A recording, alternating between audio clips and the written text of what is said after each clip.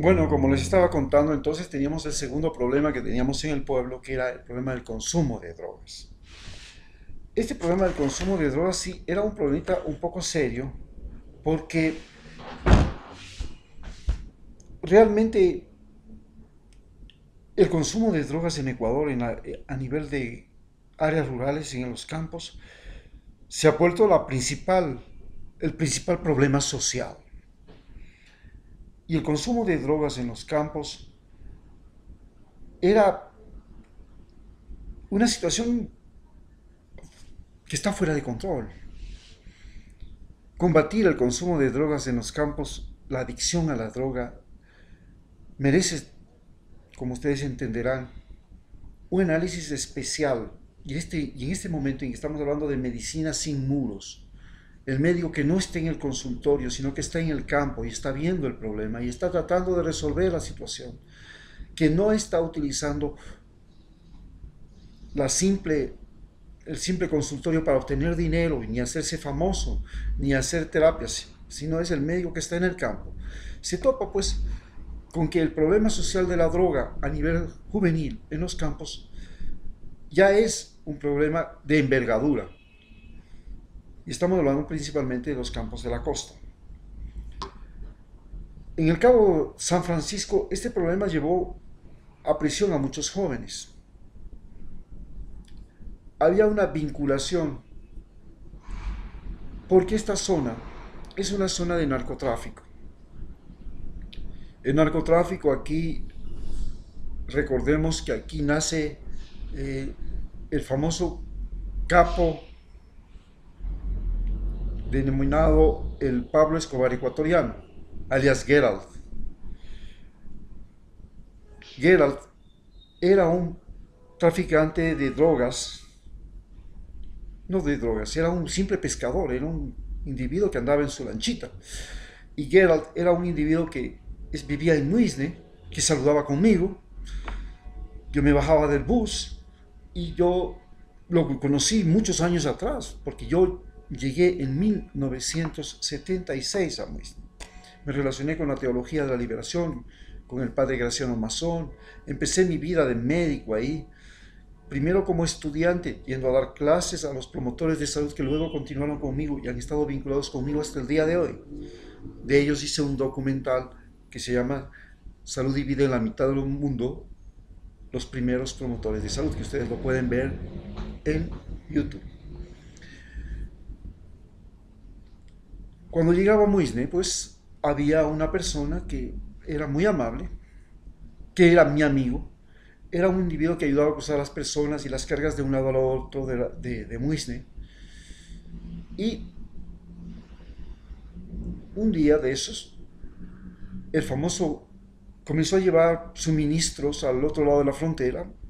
Estamos hablando de comida, harina, pescado, gasolina, gas al otro lado, a Tumaco.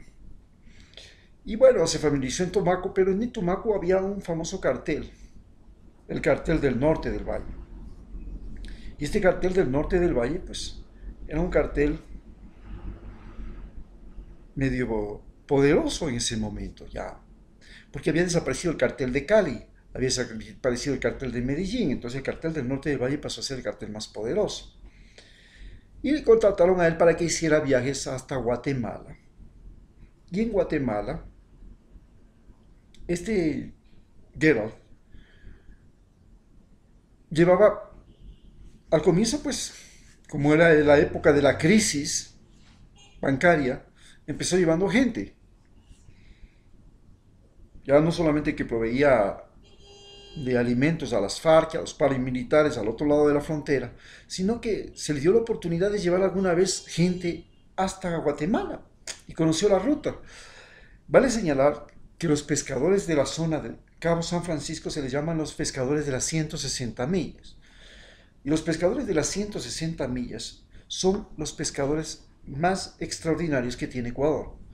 Individuos que se pueden ir y que se han ido desde antes de que existan los motores de 40, de 50 caballos, son con motores de 25 y a veces hasta solo con remo, con veleros, con velas, con Ahí había un puesto de astilleros, se construían barcos en el Cabo San Francisco con la mejor madera del mundo, porque es una zona de la Reserva Galera San Francisco, una zona de un área protegida que tiene bosque tropical que llega hasta el fondo, hasta el mismo borde del mar. Y entonces es una área bellísima, llena de pequeñas playas, con un mar en algunos lugares fue bravo y en otros lugares tranquilo, diferentes tipos de playas, por lo que yo en esta zona pues me interesé mucho en utilizar y desarrollar la talasoterapia, que es la curación a través del mar, utilizando el mar para curar, porque el mar aquí tiene diferente, podría decirse, fuerza, energía. En un lugar tiene unas olas más altas, en otro más bajas. La playa tiene un lugar, tiene, es negra, entonces ahí tiene titanio, en otras es más clara, entonces tiene más calcio porque tiene muchos restos de caracoles, en otro tiene silicio, es de color plomo, y cada una tiene una propiedad médica diferente y tiene un diferente tipo de radiación. Y entonces este era mi interés en desarrollar una medicina, una curación utilizando el sol, el aire, la alimentación propia de la costa, con alimentos frescos del mar, papayas, grandes frutas tropicales, más la temperatura de la arena, el calor del sol y el golpe de las olas. Esta era la idea de desarrollar ahí un sistema terapéutico en el Cabo San Francisco llamado talasoterapia, que se desarrolló mucho en Europa, donde ya hay excelentes hoteles de lujo para la gente que va al mar a hacerse tratamientos médicos, porque el mar tiene muchas propiedades. El agua marina, por ejemplo, es muy útil el agua marina cuando esa agua marina es tomada desde los acantilados, donde llega, se golpea, capta el oxígeno, se oxigena esa agua marina y luego usted la bebe. Entonces esa se la bebe mezclando con agua pura, 5 partes por 1, y eso es una gran terapia. Se llama la terapia de agua marina. Estas medicinas eran de mi interés, pero en esta zona se había desarrollado, como les explicaba, el problema del narcotráfico y del narcoconsumo. Esta situación del narcoconsumo llegó a ser tan complicada que los muchachos, como les contaba en el capítulo anterior, en la zona de Quingue, se refugiaban después de hacer sus correrías en todas las provincias, Pichincha, Guayas, Esmeralda, Santo Domingo, y venían a refugiarse ahí hasta que la policía deje de buscarlos, y llegaban allá y cuando necesitaban plata, inclusive les sacaban plata jugando canicas con los niños, les hacían apostar, luego se llevaban la plata, compraban la droga H, la famosa droga H, que era la que se distribuía más no poder por ahí, y ese era el éxito. Pero un día de esos llegó a la playa de Quingue un ladrillo de cocaína. Cuando los narcotraficantes se veían en conflicto, ¡pum!, colocaban simplemente los ladrillos de cocaína en fundas plásticas, las envolvían bien, las mandaban al mar, de tal manera que después podían venir a recuperarlas si es que lograban encontrar, si es que alguien más no los encontraba. En este caso encontraron unos muchachos que eran bandoleros que se refugiaban en el pueblo. Pero el problema no es que hayan encontrado la cocaína, el problema es que fueron al dispensario de Quingue. Y en el dispensario de Quingue, el uno andaba con pistola, el otro con machete, y se peleaban por ese ladrillo. El de machete corrió a refugiarse en el dispensario para que el de pistola no lo mate. Se escondía detrás de la enfermera, que era un poquito gorda, y el otro le perseguía con la pistola por delante. Esto sucedía dentro del dispensario de Quingue. Yo no estaba ahí. Cuando llegué al día siguiente y me enteré de la noticia, llegó el,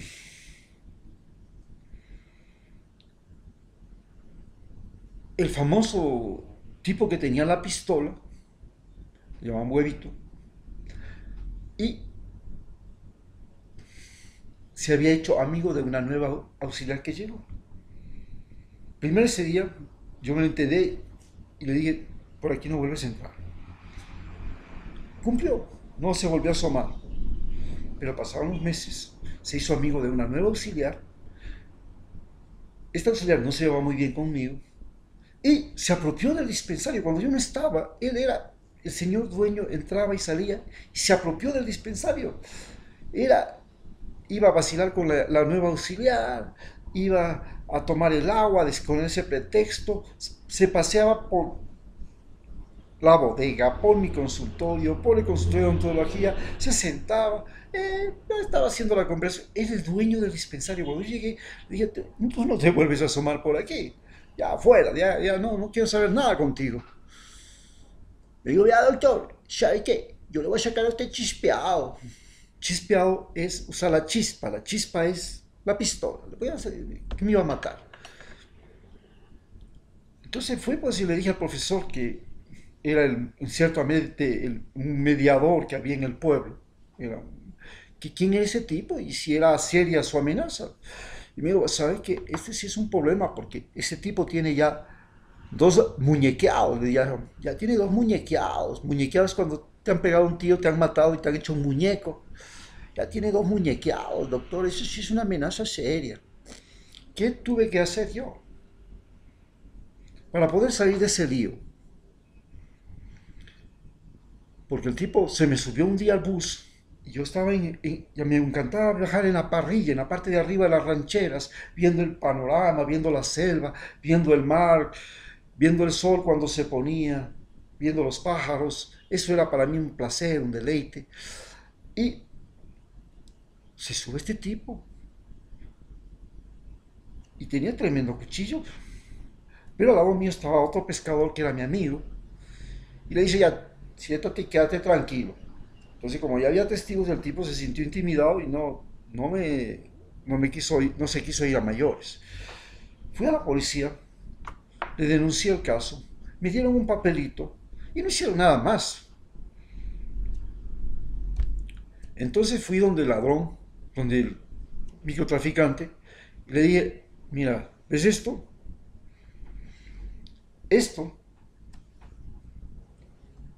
es una denuncia que te he hecho a ti. Y te he denunciado que tú has llegado aquí con el ladrillo y que me has amenazado de muerte y todo. Tu nombre ya está acá. Ahora para que sepa, no, usted ya me amenazó, usted está muerto, doctor, ¿para qué vamos a seguir? Y dije, no, ¿sabes qué? Me voy a cortar en este momento en el dispensario aquí, con el bisturí. Y voy a ir corriendo a la policía y voy a decirte que tú me intentaste asesinar. Y te voy a meter a la cárcel el día de mañana. Y me monté en el bus y me fui. Corrió donde el profesor. El profesor al día siguiente dijo, doctor, ¿usted ya le denunció a él? No. Todavía no. No lo haga, doctor. Lo que pasa es que los tipos que él ha matado tienen parientes que están en la cárcel porque todos son un cartel. Y entonces, si él llega a la cárcel, lo van a matar. No se preocupe, ya no le va a hacer nada a usted. Ya ha prometido. Se acercó donde mí, me pidió perdón y todo. Y ese fue el mecanismo como tuve que acudir para entender el problema de la drogadicción y para el problema del consumo y el problema de la droga. Y cómo nosotros los médicos, y que estábamos ahí con nuestro amigo Jesse, nuestro médico norteamericano, enfrentábamos a todos, porque nos comenzaban a llegar padres de familia que tenían hijos con drogas, hijos drogadictos que tenían apenas 15, 16, 18 años, y no sabían qué hacer, estaban enloquecidos.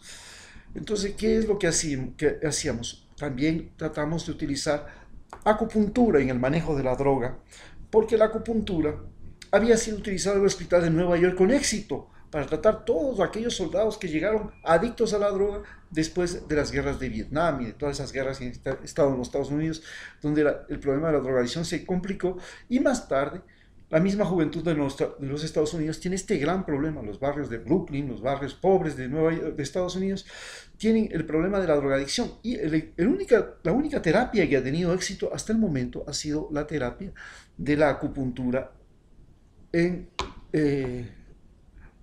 para el combate de la droga.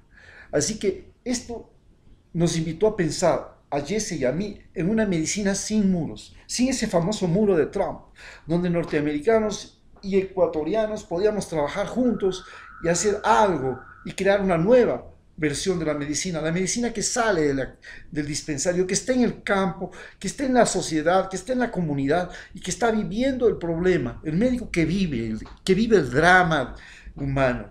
Esa es la medicina que hoy día les estamos proponiendo a ustedes, que se enteren que existe y que la busquen. Muchas gracias.